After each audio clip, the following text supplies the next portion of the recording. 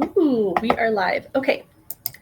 Hello, everyone, and welcome back. It is Tuesday. I am not in my normal office this week. I am actually at Author Nation. So if you are also at Author Nation, hi, and you should definitely say hi to me.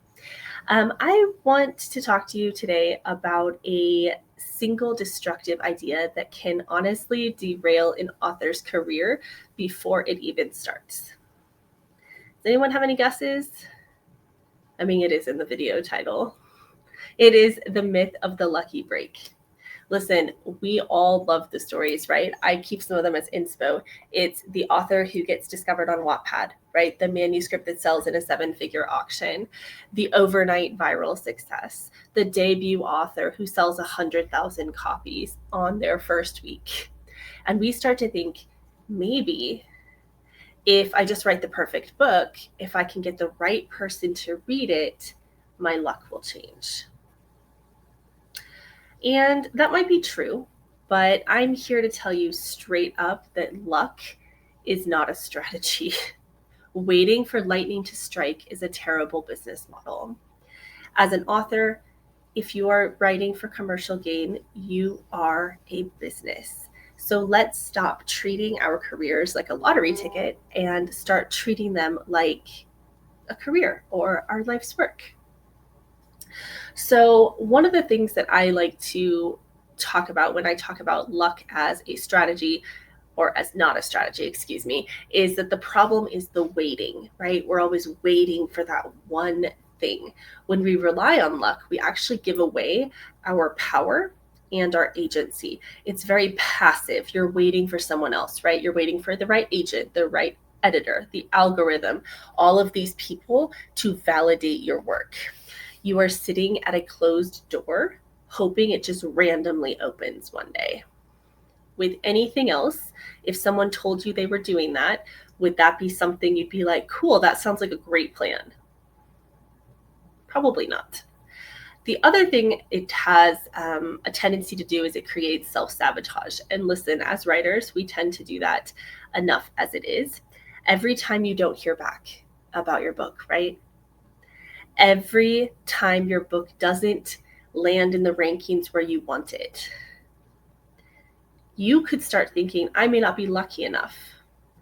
This damages your confidence and can lead to you quitting because what you're pursuing is something that can't be pursued, which is luck. It also makes you inconsistent. Why work hard on a marketing plan if all you need is a lucky break, right? Why start the next book if the last one was a flop because you weren't lucky? Luck encourages a stop-start approach to a career that demands consistency. I'm going to say that again just so that we can hear it.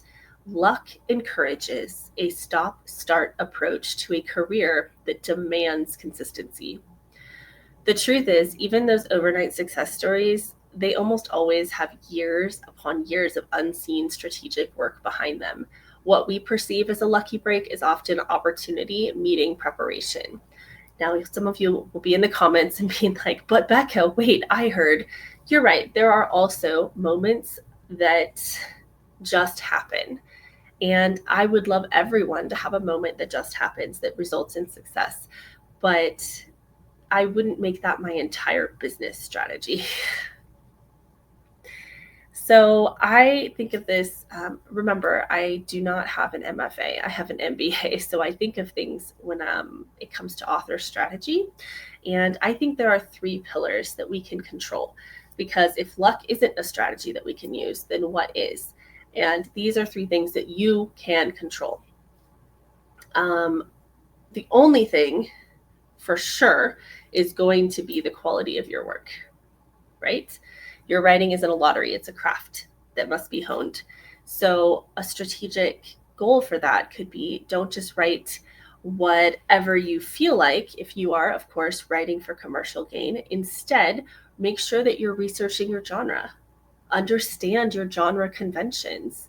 Understand what you are writing. If you are writing thrillers, are you delivering that heart-stopping pace? If you are writing romance, do they end up together at the end? A lot of issues can be solved right from the get-go with a little bit of research. So one of the actionable steps I want you to take is commit to deliberate practice. Read widely in your genre. Analyze the work of others who are selling well. Read their reviews. Figure out what people love about those books. Don't just write. Make sure that you are rewriting, revising, refining, creating the best product you can. That way, you are building those skills as well. One thing would have to be, the next pillar would be strategic production and portfolio. Again, this is if you are trying to make your career out of becoming an author. One book typically is not enough to have a successful author career. When a reader discovers your work, the first thing they do is to look for what else you have.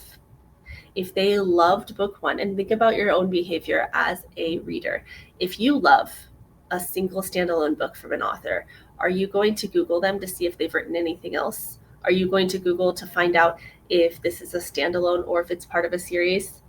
You want to read more, right?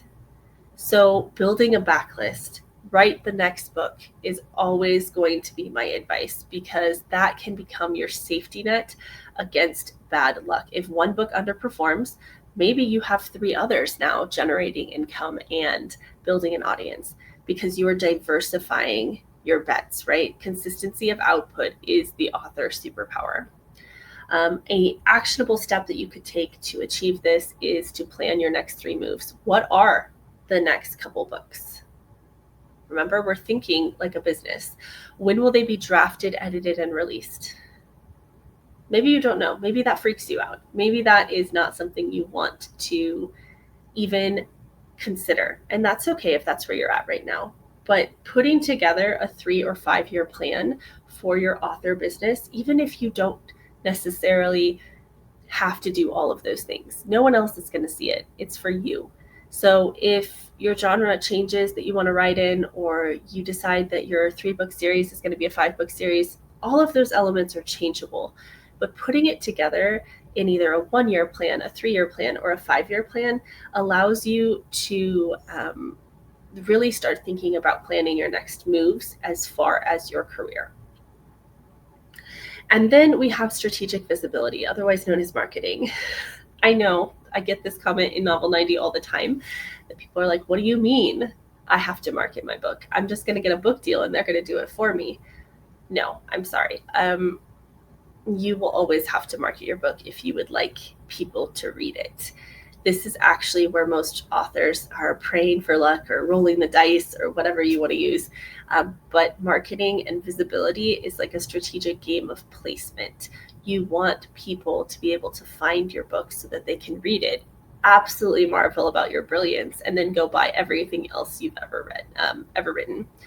So strategy-wise, you need to make a plan to get your book in front of your right readers, right? Not just all readers. I say this all the time.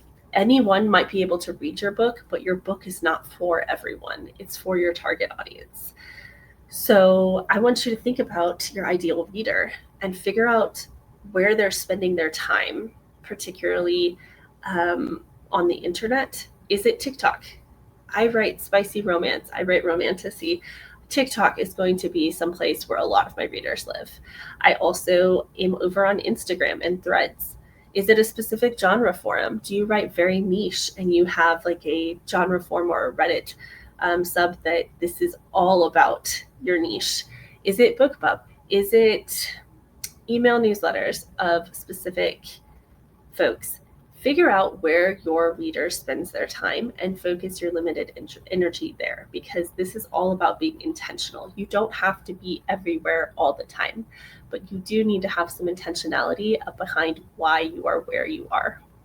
This is where, and you guys have heard me say this so many times, you need to own your platform. You need to own your newsletter. You need to own your website. You need to own your social handles. Even if you don't use all of them all the time. Listen, the algorithm is luck. You're not able to plan to manipulate an algorithm, but you can plan to send emails out to your curated email list on a regular basis to engage directly with your readers. You can plan to engage with your website and make sure that it's optimized for SEO and AEO and making sure that you have all of the right elements. You can interact with your social media of choice to post fun things and be relatable and have a good time, to find your own community. Those are actionable steps to owning your platform. I am definitely not the person to say you need to be on every single social media platform. You need to be updating your blog daily and then emailing out every day. If you did all of those things for the average person, you're not writing your book. You're doing that. So instead, I want you to find some balance. And then finally, I want to redefine luck. I like to think of luck as kind of a residual strategy when you're constantly honing your craft, right? When you're writing every day, when you're putting out good books and you're actively putting them in front of the right readers. What happens? You guys know.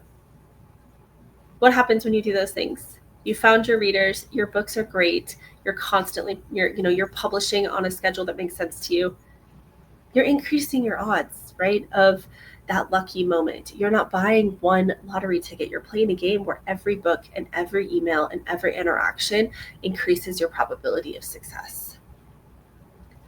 You're ready for your break. You've built the infrastructure, right? An agent sees your pitch and loves your current manuscript. What if you also have a fantastic second book ready to go? What if you already have a platform that you've been diligently building that you can say, listen, not only is my book awesome, but I have a platform and I have readers that are hungry for it. That's not luck. That's strategic preparation. It makes the deal better. What about compound success? I hear about compound interest. What about compounded success? The author who has a system, and I'm not going to tell you have to use mine. You can use whatever system that makes sense for your brain.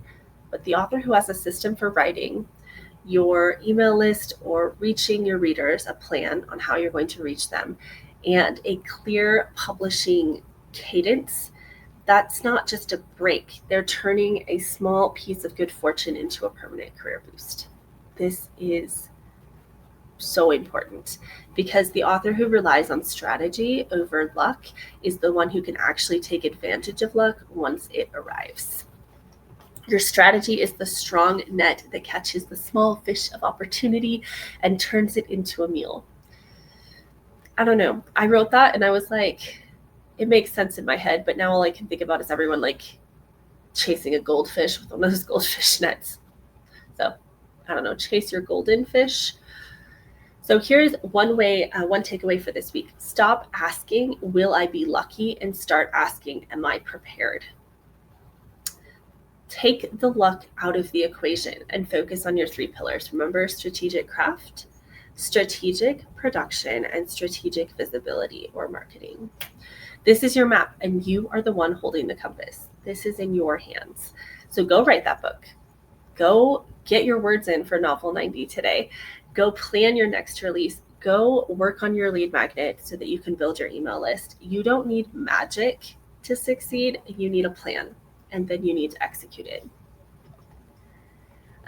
Now, drop a comment. I would love to see. I know I'm in Vegas this week, but I'm still going to be answering comments on our YouTube. What is the next strategic step you are taking this week to move your author career forward?